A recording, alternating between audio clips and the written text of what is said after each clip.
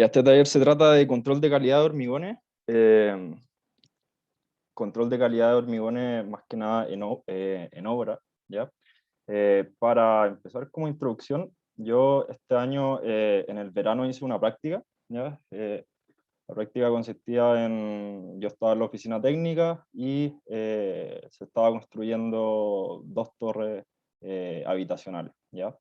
Y en ella había un departamento como de control de calidad de todo, y los cuales también se preocupaban de la control de calidad, del control de calidad del hormigón, ¿ya? Para eso, una vez me tocó ver esto, una vez que llegaba el hormigón en camión mixer, eh, por una parte se colocaba este hormigón, ¿cierto? Ahí se está haciendo como el radier de la rampa para los estacionamientos. Em, después de que, después de que llegaba,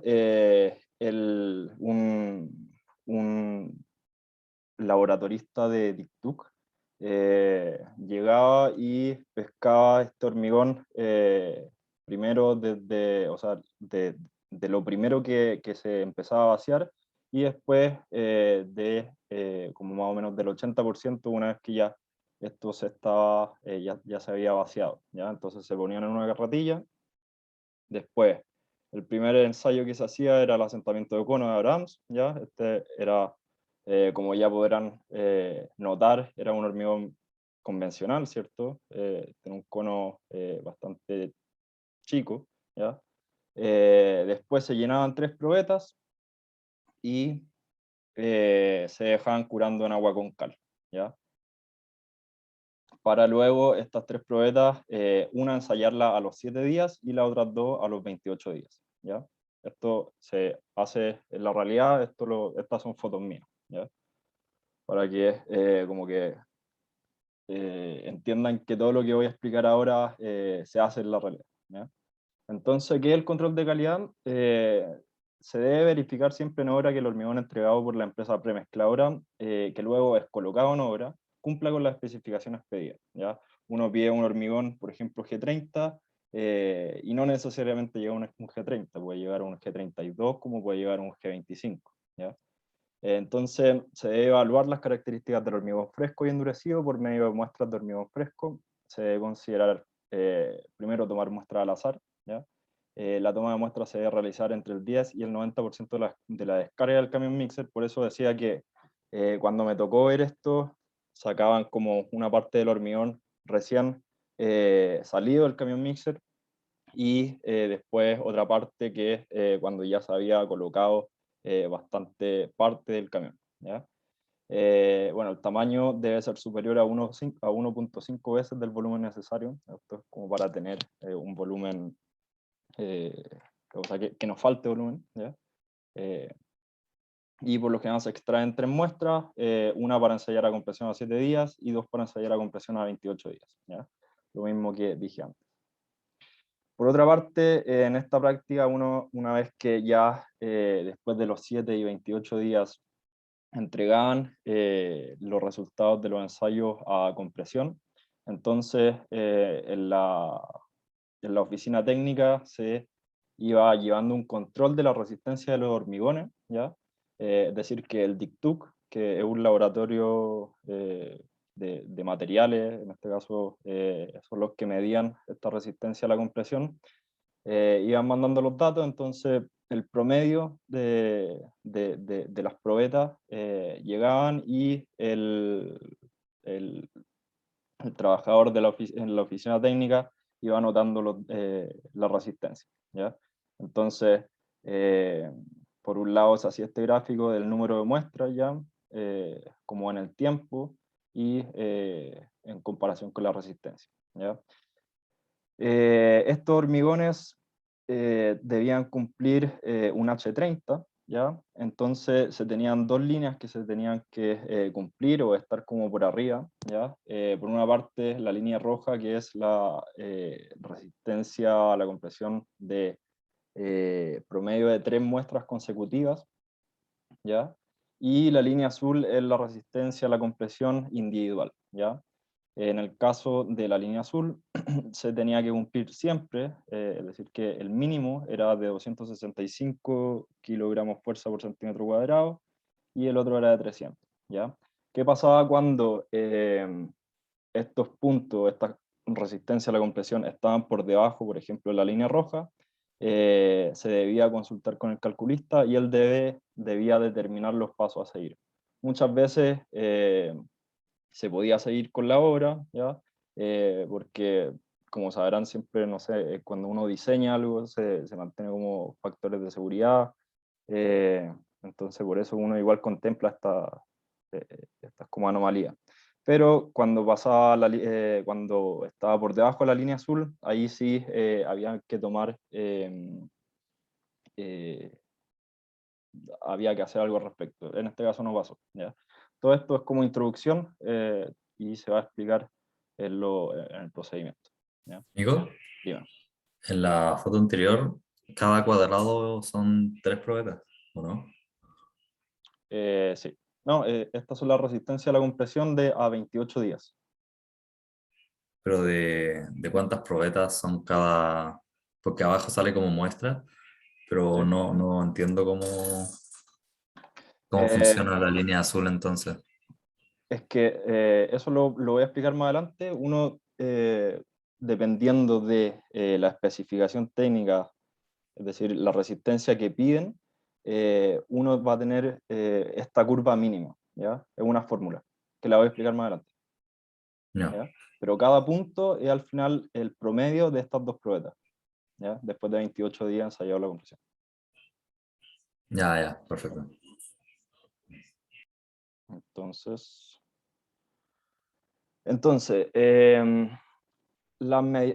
hay diferentes mediciones de hormigón, o sea, de control de calidad. Por una parte está el hormigón fresco, está el asentamiento de cono, la densidad aparente. La densidad aparente es cuando, esto estaba en el primer taller, cuando uno pide un hormigón de una densidad, por ejemplo, de 2.400 kilogramos por metro cúbico y te llega a 2.300, entonces uno tiene que hacer esa corrección, ¿ya? Pero para eso tiene que también medir esa densidad, de alguna forma, ¿ya? El rendimiento, el contenido de aire, ¿ya? Em, Después, para el hormigón endurecido está la evaluación de propiedades mecánicas a través de la compresión, flexiotracción y tracción por rendimiento. En el caso del ejemplo que mostré antes, solo se ensayaba compresión, ¿ya? Pero también se puede ensayar a otras formas. En este caso vamos a ocupar tres normas, que es la NSH 1998, que es la evaluación estadística de la resistencia mecánica. Esta otra norma, parte 1, que son testigos de hormigón endurecido, extracción y ensayo, y en la misma norma, pero parte 2, es la evaluación de resultados de resistencia mecánica, ¿ya? Entonces, para la primera norma, que es la evaluación estadística de la resistencia mecánica, el objetivo de esta norma es determinar la conformidad de los resultados de la resistencia real a la compresión con respecto a la especificada y evaluar el nivel de control de ensayo, ¿ya? Es decir, que evaluar si se está cumpliendo la especificación técnica, es decir, la resistencia a la compresión a los 28 días, con la resistencia real que está llegando ahora, ¿ya? Es importante que siempre todos estos ensayos son aplicables cuando las muestras extraídas tienen un plan de muestreo al azar, ¿ya? Es decir, que uno saca una mezcla de acá, de allá, de acá, pero no nada como muy normal, ¿ya? Siempre tiene que ser al azar. Eh, Entonces, el primer paso del procedimiento de esta norma, hay dos como procedimientos generales. Primero voy a explicar este procedimiento con un ejemplo, después el otro procedimiento con otro ejemplo, ¿ya? El paso 1 es determinar el plan de muestreo, ¿ya? Este debe quedar especificado en la norma de diseño, especificación de la obra. De lo contrario, para hormigón fresco, utilizar esta tabla, ¿ya? Esto se refiere a que las especificaciones técnicas de la construcción debe tener especificado si es que se va a hacer un plan de muestreo o no, ¿ya? Y si es que no está ese plan, entonces se tiene que hacer de esta forma, ¿ya? El paso 2, que es para hormigón endurecido, se ocupa esta tabla, ¿ya? Lo mismo. Esto es súper, es un procedimiento que van a seguir paso a paso y listo. No van a tener que entrar como a investigar más que eso. Entonces, la evaluación de resultados de la resistencia mecánica para el paso 2 puede ser a través de dos métodos. Primero, por grupo de muestras consecutivas, cuando tenemos un número de muestras mayor a 10, mayor o igual a 10, y por total de muestras. Generalmente se hace por los dos métodos, ¿ya? El paso 2.1, que es la evaluación por grupo de muestras consecutivas, se considera que la resistencia de cada muestra de lote es satisfactoria si se cumplen las siguientes dos condiciones simultáneamente, ¿ya? Entonces, para lo que me preguntabais, Juan Pablo, esas curvas mínimas se hallan con estas ecuaciones, ¿ya? Y cada parámetro lo vamos a ver a continuación. Entonces, F3 va a ser la resistencia media de 3 muestras consecutivas, FC la resistencia especificada, FI la resistencia individual de cada muestra, es decir que para esas 3 probetas que mostré al principio, la resistencia individual de cada muestra, ¿ya? Y el F0 es el límite inferior de resistencia para cada resistencia individual, ¿ya? Los valores de K1 y K2 se pueden obtener de esta tabla, que es de la misma norma, ¿ya? Que está en función del grado del hormigón y de la fracción defectuosa aceptada, ¿ya? El otro método, que es la evaluación por el total de muestras, para este se considera que la resistencia de un determinado lote es satisfactorio si se cumplen las condiciones simultáneamente estas, que es básicamente lo mismo, pero en vez del F3 cambia por FM, ¿ya? Y cambian estos parámetros, obviamente, pero realmente es lo mismo. Entonces FM en este caso es lo que cambia y es la resistencia media del lote, ¿ya?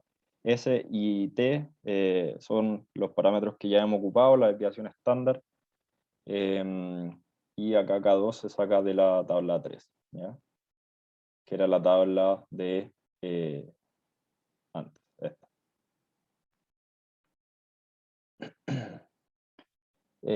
Y para el valor de T se ocupa esta tabla. Esta tabla que en la norma ustedes la pueden ver como larga, acá la tuve que cortar. Como ejemplo de esta primera parte del procedimiento, este es como el enunciado, ¿ya? En donde nos dicen realizar una evaluación estadística de la resistencia por grupo de muestras consecutivas y por total de muestras de la siguiente estructura, ¿ya? Nos dicen que el edificio es un hormigón G30 con un 5% defectuoso, el hormigón es premezclado, es decir, que viene de una central que hace hormigones, ¿ya? El total de metros cúbicos del hormigón son 1500 metros cúbicos, y los resultados de resistencia a la compresión dados por el laboratorista, ¿ya? Son estos, ¿ya? Entonces acá tenemos de esas tres probetas, tenemos una probeta a los 7 días y dos a los 28 días, ya con esta resistencia a la compresión. Entonces, lo primero que se hacía era el plan de muestreo, se va a esta tabla, ¿ya? Y nos dicen que primero es de una hormigón premezclado, es decir, que viene de una central hormigonera, y el volumen de muestras, o sea, el volumen de hormigón de la obra es mayor a 250, porque es 1500 metros cúbicos, ¿ya? Entonces, el volumen máximo de hormigón por muestra son 150 cubos, ¿ya? ¿Qué significa eso? Que cada 150 metros cúbicos se debe realizar una muestra, ¿ya? Entonces, ¿cómo sabemos cuántas muestras tenemos que hacer? Total de muestras tenemos 1500 metros cúbicos de la obra, partido en 150, igual a 10 muestras. Tenemos que tener 10 muestras. El paso 2.1 es la evaluación por grupo de muestras consecutivas. Amigo, Dime. ¿qué era el 5 y el 3 de abajo o no se ocupan?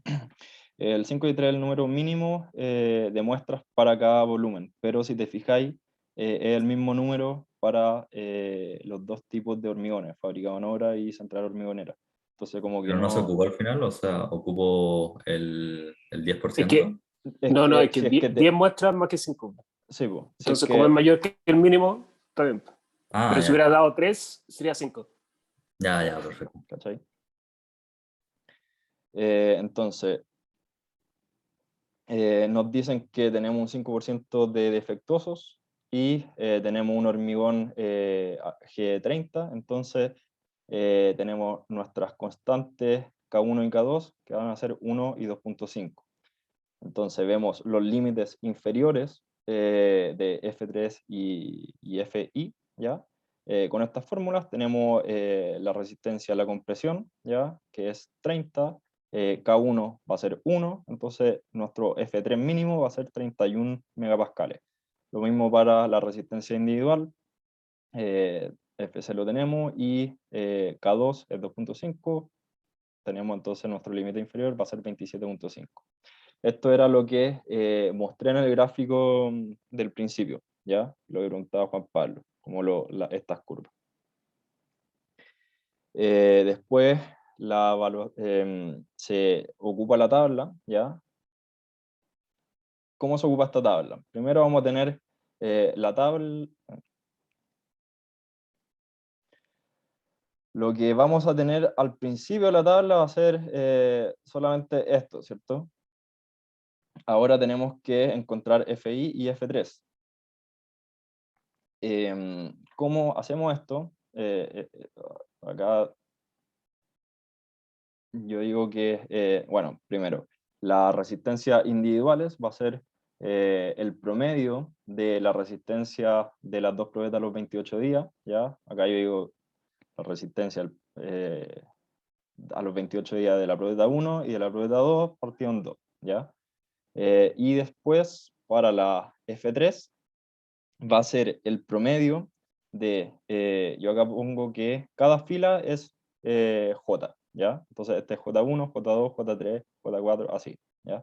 Entonces, la resistencia, este F3, a ver, para que quede claro esto de una, este F3, ¿ya? Va a ser el promedio de estas, ¿ya? Lo mismo, para este F3 va a ser el promedio de estas tres, ¿ya? Y así.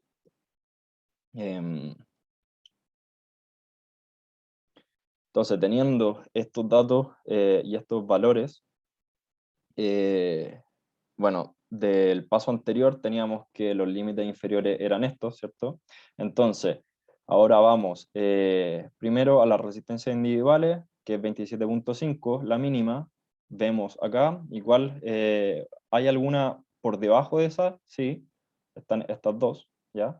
Y en F3 también están estas tres que están por debajo del límite. Entonces, ¿qué decimos? Que esto no cumple, ¿ya? Esta resistencia no cumple, ¿ya? El paso posterior se explica en el otro procedimiento, que viene en un poquito más. Después la evaluación por el total de muestra, que es básicamente lo mismo, pero cambia el F3 por el FM, ¿ya? Por una parte tenemos que ocupar esta tabla, ¿ya? Donde decimos que tenemos 10 muestras, ¿ya? Por lo tanto, nuestro factor estadístico T va a ser este, ¿ya? Ya tenemos K2 de la tabla 3 y S va a ser la desviación estándar de las muestras individuales, es decir, que para las muestras individuales aquí se ocupa en Excel, ponen desviación estándar y les va a dar eso, ¿ya? Entonces tenemos los límites inferiores, ¿ya? La resistencia media de las muestras y las resistencias individuales van a ser estos límites, ¿ya? Vamos nuevamente a esta tabla, sacamos las resistencias medias, ¿ya? Que va a ser este 35, va a ser el promedio de estos dos. Vamos a tener estos límites y vamos a decir que, bueno, estos dos no cumplen y el promedio, que va a ser la resistencia total, tampoco cumple, ¿ya? Eso no cumple y se debe seguir con el siguiente procedimiento. Ahora, el paso 3 es la evaluación del nivel de control de ensayo, ¿ya? Es decir, que si los ensayos que hicimos están bien o no, si están estadísticamente bien, ¿ya? Solo si se dispone de por lo menos 10 muestras distintas con resultados de ensayo de 2 o más probetas para cada una, ¿ya? El paso 1 de esta parte del procedimiento es calcular el intervalo promedio, ¿ya? Que se hace con esta fórmula, ¿ya? En donde R sub i es el intervalo de la muestra, que es la diferencia entre la resistencia mayor y menor de una muestra, ¿ya? Más adelante les va a quedar un poquito más claro quizá, con el ejemplo. Entonces el paso 2 es calcular la desviación normal de ensayos con esta fórmula, donde D2 se obtiene de esta tabla. Entonces, según el número de probeta, uno saca el D2. ¿Ya? El paso 3 es calcular el coeficiente de variación del ensayo con esta fórmula, en donde ya tenemos S1, ¿ya? Que va a ser este, y el FM es la resistencia media del lote. ¿Ya? Después, el último punto de este procedimiento es calificar el nivel de control de ensayo de acuerdo a esta tabla. ¿Ya? Entonces, si B1 nos da dentro de estos rangos, decimos que si el control del ensayo es aceptable, bueno, muy bueno, etc. En caso de que B1 resulte deficiente, ¿ya? Es decir, aquí, entonces se deberá emplear otro procedimiento para evaluar o verificar la resistencia del hormigón, ¿ya? O sea, como la peor opción de todas. Entonces el ejemplo de esto se debe evaluar el nivel de control de los ensayos del ejemplo anterior, ¿ya? Este era la tabla de resistencia, ¿cierto? Lo mismo. Entonces lo primero que se hace es calcular el intervalo promedio R, ¿ya? Que vendría siendo la suma de estos RI, ¿ya? Que viene siendo el RI, va a ser 35.6 menos 34.7, y así, ¿ya? Siempre creo que en valor absoluto es la diferencia, ¿ya? Entonces el R promedio va a ser 1.9, que es el promedio de todo esto. Después calcular la desviación normal de ensayos con esta fórmula, en donde D2 se sacaba de esta tabla. Decimos que tenemos dos números de probetas, ¿ya? Porque tenemos dos probetas, ¿ya? Entonces D2 va a ser 1.128 y tenemos S1, ¿ya? Que va a ser 1.68. Después se calcula el coeficiente de variación del ensayo, que era B1, que este era el coeficiente para ver si es que el control era deficiente, adecuado, bueno, muy bueno. Entonces, con esta fórmula lo hallamos, decimos que es 5.1, ¿ya?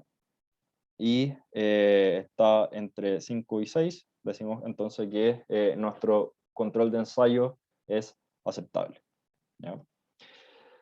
Cuando no se incumple, en el caso de la primera parte del procedimiento, donde los resultados nos daban que no cumplían, entonces se procede a ver esta tabla, ¿ya? En donde si cumple, o sea, primero se ven los antecedentes y dependiendo de eso se sacan conclusiones, ¿ya? En este caso, para la primera fila, el hormigón cumple la resistencia especificada, por lo tanto no hay ninguna recomendación, ¿cierto? En este caso no cumple uno de los dos antecedentes, entonces al tiro nos muestra una recomendación que informar a los proyectistas estructurales y considerar penalizaciones establecidas en el contrato y sus documentos anexos, ¿ya? Para el ejemplo que les puse al principio, cuando les decía que cuando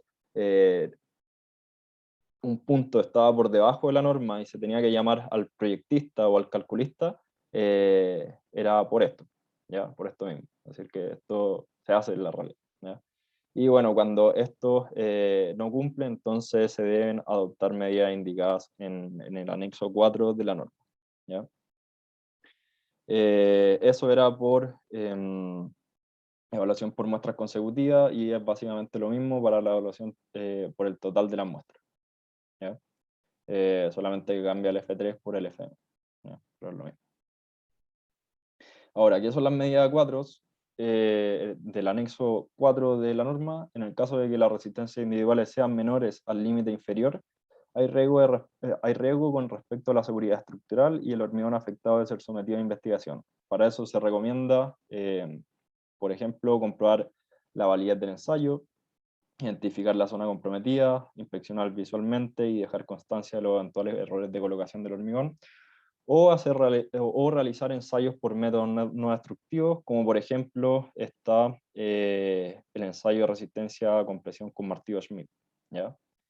El cual lo voy a explicar como para que sepan lo que es en la próxima diapositiva. Y también extraer testigos del hormigón endurecido, que es la segunda parte de este taller y es la otra norma que vamos a ver, ¿ya? Con respecto a el ensayo de resistencia a la compresión con martillo Schmidt o esclerómetro, o así se llama, ¿ya?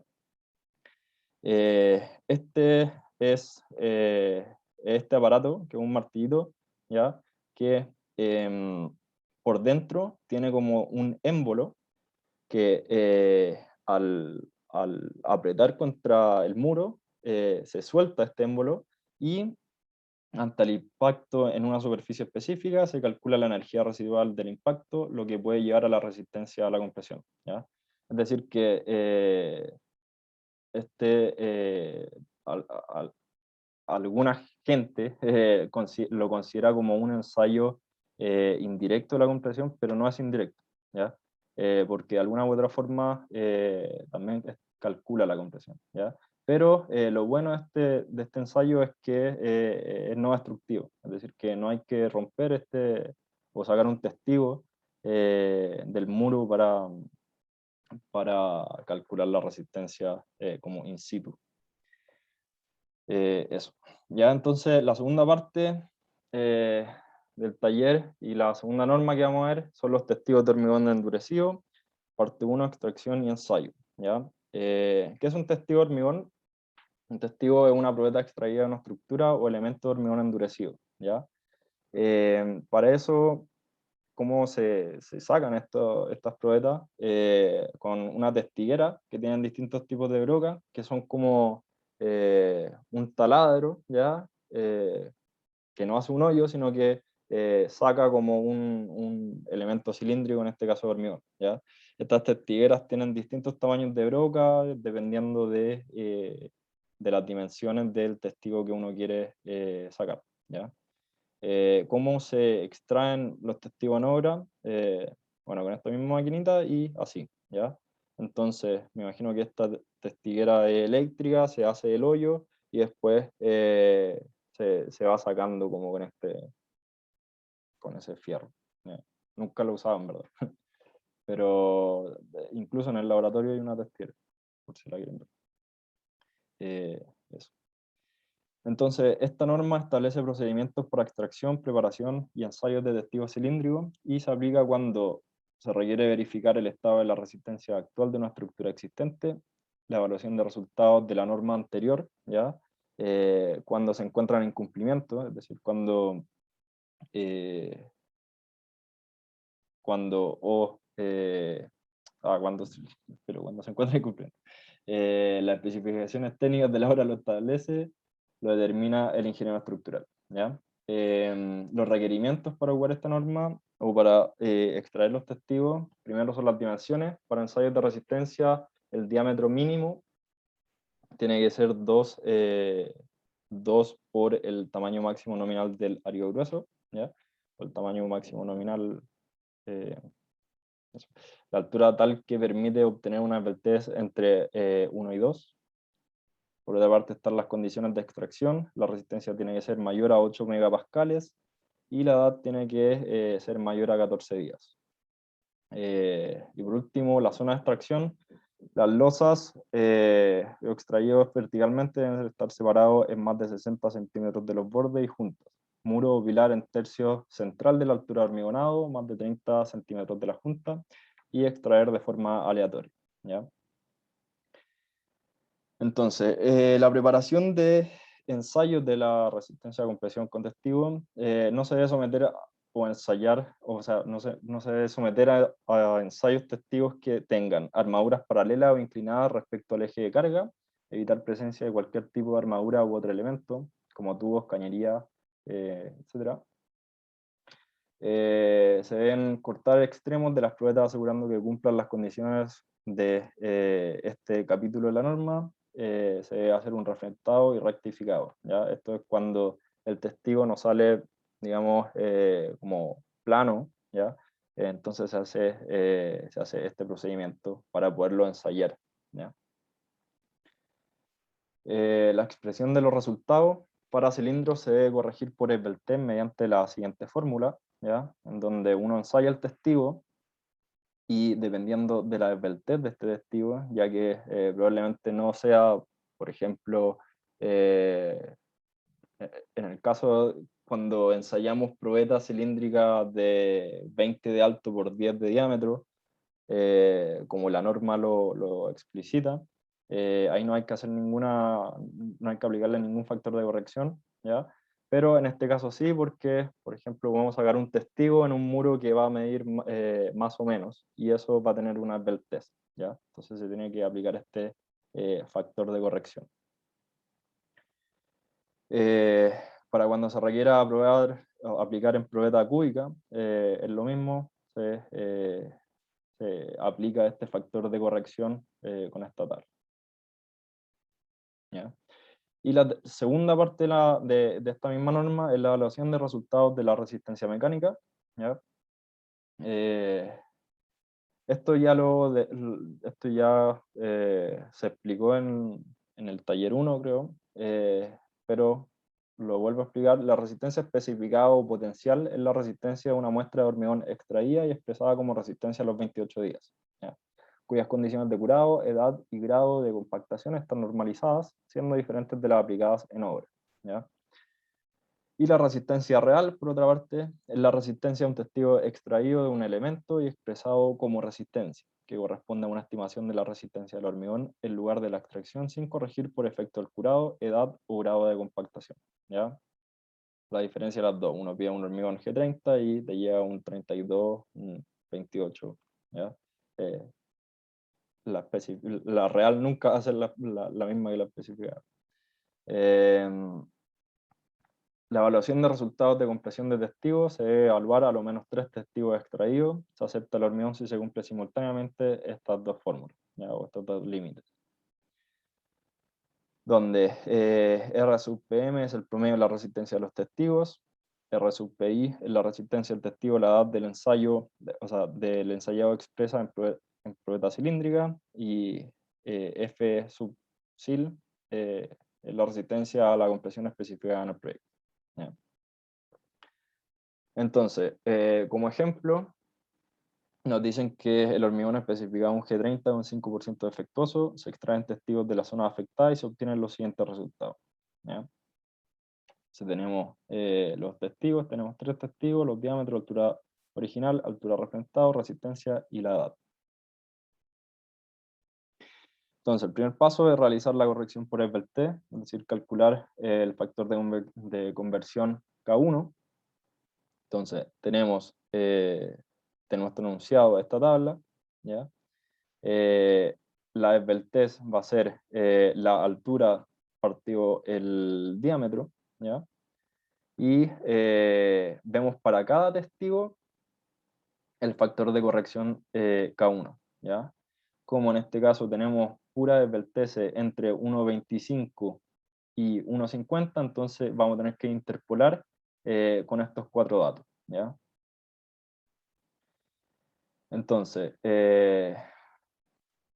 ocupando esta fórmula, ¿cierto? Vamos a tener los testigos, la Esbeltest, la resistencia, el factor de conversión, que lo calculamos interpolando cada fila, ¿cierto? Para cada fila interpolamos una vez, ¿ya? Ocupando esta tabla. Entonces vamos a tener el factor de conversión y finalmente vamos a tener la resistencia corregida, que va a ser eso. Después tenemos que evaluar la resistencia. Entonces, la resistencia específica eran 30 megapascales. Tenemos estos límites inferiores, ¿ya? Entonces tenemos el factor de conversión K1, la resistencia corregida y el promedio que va a ser S, ¿ya? Entonces, ¿qué decimos? Que cumple porque estamos por arriba de los límites inferiores, ¿ya? Y eso. Bueno, era más corta esta ayuntía, este taller. ¿Alguna pregunta?